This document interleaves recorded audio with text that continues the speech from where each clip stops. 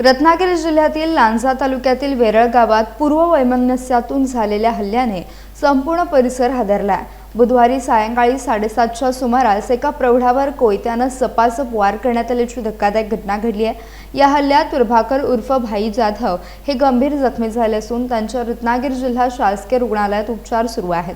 मिळालेल्या माहितीनुसार जुन्या वादातून आरोपी आणि प्रभाकर जाधव यांच्यात शाब्दिक बाचाबाची झाली। वाद विकोपाला गेल्यानंतर संतप्त झालेल्या आरोपीने अचानक कोयता उगारत जाधव यांच्यावर जीवघेणा हल्ला चढवला। कोयत्याचे अनेक वार लागल्याने जाधव गंभीर जखमी होऊन रक्ताच्या थारोळ्यात कोसळले। घटनेनंतर स्थानिक नागरिकांनी तात्काळ मदतीसाठी धाव घेत जखमींना रुग्णालयात दाखल केले। त्यांची प्रकृती चिंताजनक असल्याची माहिती मिळाली आहे। दरम्यान हल्लेखोर घटनास्थळावरून फरार झाला असून त्याच्या शोधासाठी पोलिसांनी विशेष पथके रवाना केली आहेत।